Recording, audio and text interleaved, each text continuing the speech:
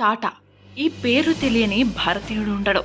ఉప్పు నుండి ఉక్కు వరకు, టీ నుండి ట్రక్స్ వరకు, ఇలా ప్రతి దానిలో టాటా పేరు వినబడుతుంది.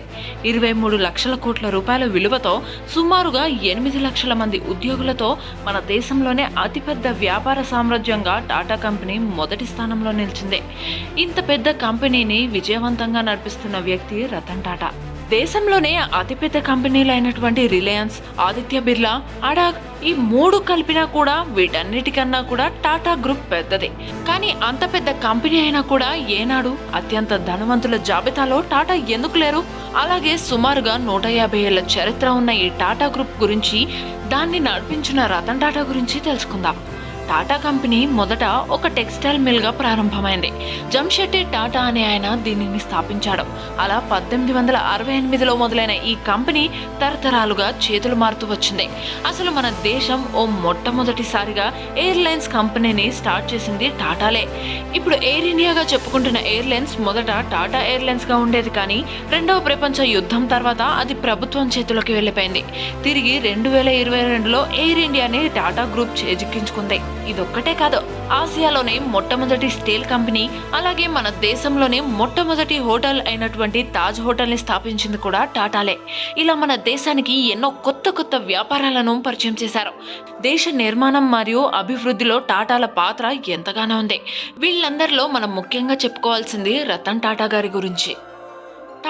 రతన్ టాటా గారు డిసెంబర్ 28, 1937 సంవత్సరంలో దేశంలోనే అత్యంత ధనిక కుటుంబంలో జన్మించారు. ఈయనకు 10 ఏళ్ల వయసు ఉన్నప్పుడు తల్లిదండ్రులు ఇద్దరు విడిపోవడంతో వాళ్ళ నానమ్మ దగ్గర పెరిగారు. తర్వాత అమెరికాలోని కార్నెల్ యూనివర్సిటీలో ఇంజనీరింగ్ పూర్తి చేశారు. వెంటనే IBM కంపెనీలో ఉద్యోగం వచ్చింది. కానీ జేఆర్డి టాటా రతన్ టాటాని ఇండియాకి వచ్చి టాటా స్టీల్లో చేరమని సలహా ఇవ్వడంతో అమెరికా నుండి ఇండియాకి వచ్చి జంషెడ్పూర్ టాటా స్టీల్ ప్లాంట్లో అప్రెంటైజ్ గా తన ప్రస్థానాన్ని మొదలుపెట్టారు. తర్వాత 1991లో జేఆర్డి టాటా రతన్ టాటాని టాటా గ్రూప్ చైర్మన్ గా నియమించారు. అప్పట్లో చాలా మంది బోర్డ్ ఆఫ్ మెంబర్స్ ఈ నిర్ణయాన్ని తప్పుపట్టారు. ఎటువంటి అనుభవం లేని రతన్ టాటా చేతిలో ఇన్ని కోట్ల రూపాయల వ్యాపారాన్ని పెట్టడాన్ని వ్యతిరేకించారు. కానీ వాళ్ళందరి అభిప్రాయాలు తప్పని నిరూపించాడు రతన్ టాటా. ఈయన హయాంలో టాటా గ్రూప్లు పరుగులు తీసింది. 10,000 కోట్ల రూపాయలుగా ఉండవలసిన వ్యాపారాన్ని 23 లక్షల కోట్లకు చేర్చాడు రతన్ టాటా. మరి ఇంత పెద్ద కంపెనీని నడుపుతున్నప్పటికీ కూడా రతన్ టాటా భారతదేశంలో గానీ, ప్రపంచ ధనవంతుల జాబితాలో గానీ ఏనాడూ కనిపించలేదు. ఎందుకో తెలుసా? టాటా కంపెనీకి వచ్చే లాభాలలో 66% టాటా ట్రస్ట్ ద్వారా నిర్వహిస్తున్న స్వచ్ఛంద సేవా సంస్థలకే వెళ్లిపోతుంది. ఒకవేళ ఈ ఆస్తి అంతా సేవా సంస్థలకి కాకుండా రతన్ టాటాకి చెందినట్టయితే ప్రపంచ ధనవంతుల జాబితాలో మొదటి 3లో రతన్ టాటా తప్పకుండా ఉండేవారు. రతన్ టాటా ఆయన ప్రయాణంలో ఎన్నో అవరోధాలను, అవమానాలను ఎదుర్కొన్నాడు. దానికి ఒక ఉదాహరణ చెప్పుకుందాం. 1998లో రతన్ టాటా టాటా ఇండికా కార్లను ప్రవేశపెట్టారు. ఆ కార్లు మొదటి సంవత్సరం ఫెయిల్ అయ్యాయి. దాంతో అందరూ టాటా ఇండికాను అమ్మేయాలని సలహా ఇచ్చారు. దానికి టాటా కూడా ఒప్పుకుని ఇండికా కార్ల వ్యాపారాన్ని అమ్మడం కోసం అమెరికాలోని ఫోర్డ్ కంపెనీకి టాటా మరియు ఆయన టీం వెళ్లారు. అయితే ఆ మీటింగ్ లో ఫోర్డ్ కంపెనీ చైర్మన్ రతన్ టాటాతో, మీకు కార్లు ఎలా తయారు చేయాలో తెలియనప్పుడు కార్ల బిజినెస్ ఎందుకు స్టార్ట్ చేశారు అని టాటాను మరియు ఆయన టీం ని అవమానించారు. దాంతో టాటా ఆ డీల్ మాట్లాడకుండానే తిరిగి ముంబైకి వచ్చేశారు. టాటా కార్ కొన్ని సంవత్సరాల తర్వాత టాటా ఇండికా నష్టాల నుండి లాభాల బాట పట్టింది. అదే సమయంలో ఫోర్డ్ కంపెనీకి చెందిన లగ్జరీ కార్లు జాగోర్, ల్యాండ్ రోవర్ కంపెనీలు భారీగా నష్టాల్లోకి వెళ్లిపోయాయి. ఆ సమయంలో రతన్ టాటా ఫోర్డ్ కంపెనీకి జాగోర్, ల్యాండ్ రోవర్ 2 కంపెనీలను తాను కొంటానని ఆఫర్ చేశారు. ఈసారి ఫోర్డ్ కంపెనీకి చెందిన టీం అమెరికా నుండి ముంబైకి చేరుకుని టాటాను కలుసుకుంది. అలా నష్టాల్లో ఉన్న జాగోర్, ల్యాండ్ రోవర్లను 9,300 కోట్ల రూపాయలకు టేక్ ఓవర్ చేసి ఆ రెండింటిని మళ్లీ లాభాల బాట పట్టించాడు. ఈ విధంగా ఎవరైతే తనను అవమానించి తక్కువగా చూశారో వాళ్ళనే తన దగ్గరికి వచ్చేలా చేసుకున్నారు రతన్ టాటా. ఇదొకటే కాదు, యూరప్ కి చెందిన కోరస్ అనే స్టీల్ కంపెనీని కొనుగోలు చేశాడు. అలాగే ఇంగ్లాండ్ కి చెందిన టెట్లీ కంపెనీని కొని టాటా టీలో కలపడంతో ప్రపంచంలోనే 2వ అతిపెద్ద టీ కంపెనీగా టాటా టీ ఎదిగింది. ఒకప్పుడు ఏ బ్రిటిష్ వాళ్ళైతే మన భారతీయులను పరిపాలించారో ఇప్పుడు అదే బ్రిటిష్ వాళ్లకు తన కింద ఉద్యోగులను ఇచ్చే స్థాయికి ఎదిగారు. ఇవే కాదు, ఇతర దేశాలకు చెందిన 22కు పైగా అంతర్జాతీయ కంపెనీలను టాటా గ్రూప్ లో కలుపుకుని టాటాని ఒక అంతర్జాతీయ బ్రాండ్ గా మార్చారు రతన్ టాటా. టాటాలు ఎప్పుడూ ఇండియాని ఒక ఎకనామిక్ సూపర్ పవర్ అవ్వాలని కోరుకోలేదు. భారతదేశం ఒక ఆనందకరమైన దేశంగా ఎదగాలని అనుకున్నారు. అందుకే వాళ్ళు పేద మధ్య తరగతుల వాళ్ళ కోసమే ఎక్కువగా కృషి చేశారు. అందుకు ఉదాహరణే టాటా నానో. ఒకసారి రతన్ టాటా గారు తన కారులో ప్రయాణిస్తూ ఉండగా వర్షంలో ఒక స్కూటర్ మీద ఒక భర్త భార్య 2 పిల్లలు ఇబ్బంది పడుతూ ప్రయాణించడం చూశారట. అంతే, వెంటనే ఆయన పేద మధ్య తరగతులకు అందుబాటులో ఉండేలా ₹1,00,000 ఒక కారును తయారు చేయాలనుకున్నారు. ఈ మాట చెప్పగానే ఎంతో మంది నవ్వుకున్నారు. ఆ ₹1,00,000 కారును ఎలా తయారు చేస్తారో అని భయపెట్టారు. కొంతమంది వెటకారం చేశారు. కానీ టాటా మాత్రం వెనక్కి తగ్గలేదు. ఇంజనీర్లను పిలిపించారు.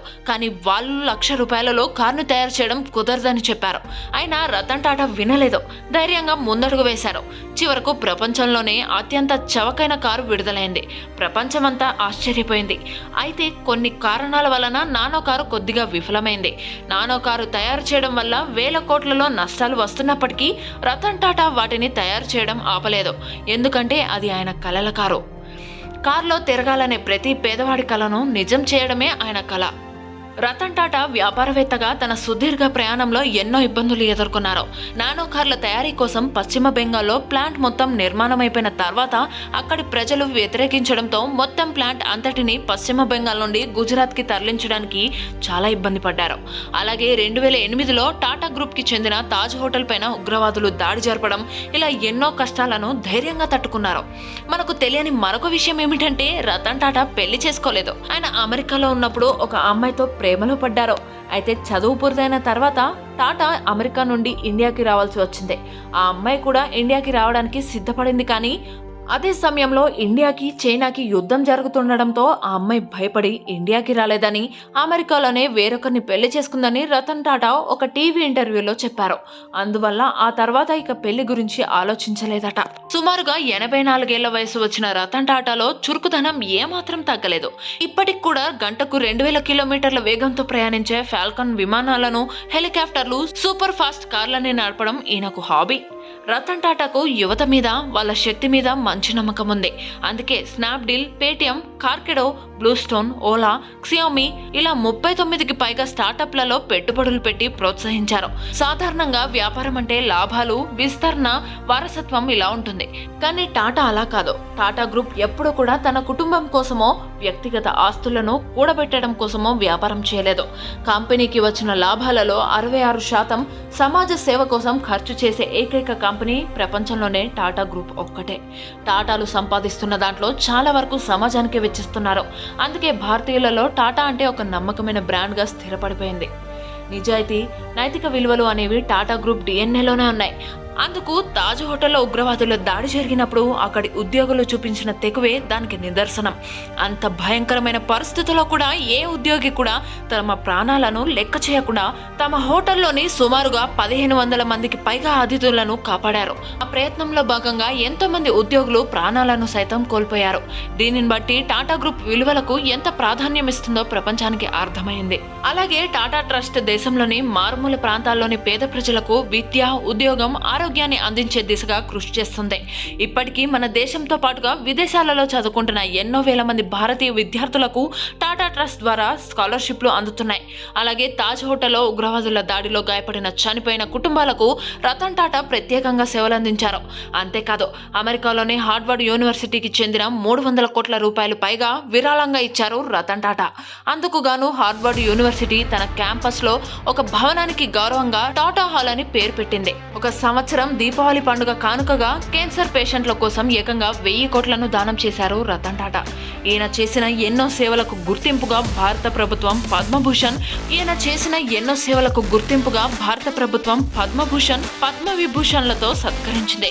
ప్రపంచంలోని పలు విశ్వవిద్యాలయాలు ఆయనను డాక్టరేట్లతో గౌరవించాయి.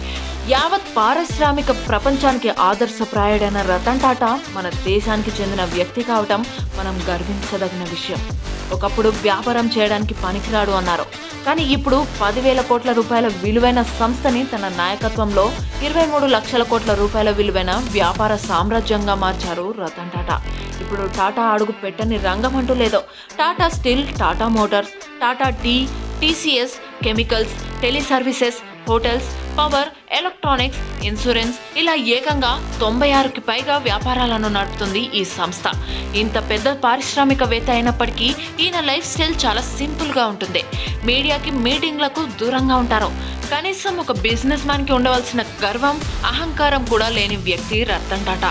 వీటన్నిటికీ మించి తరతరాల నుంచి టాటా అంటే విలువలు పాటించే ఒక బ్రాండ్ అనే నమ్మకాన్ని ఇప్పటికీ ప్రజల మనసులో నిలపడంలో 100% విజయాన్ని సాధించారు. డబ్బు పరంగా ఆయన గొప్ప ధనవంతుడు కావచ్చు, కానీ మంచితనంలో ఆయన అపర కుబేరుడు. అందుకే ఇప్పటికీ భారతీయులందరూ ఇష్టపడే, గౌరవించే బిజినెస్ మ్యాన్ గా రతన్ టాటా నిలిచిపోయారు. రతన్ టాటా గురించి మీ అభిప్రాయం ఏంటో కామెంట్ చేయండి. అలాగే ఆయన గొప్పతనాన్ని మీ ఫ్రెండ్స్ కి కూడా ఈ వీడియో ద్వారా షేర్ చేసి తెలియజేయండి. మరిన్ని ఇంట్రెస్టింగ్ టాపిక్స్ కోసం కిందున్న బెల్ ఐకాన్ క్లిక్ చేసి సబ్స్క్రైబ్ చేసుకోవడం మర్చిపోకండి.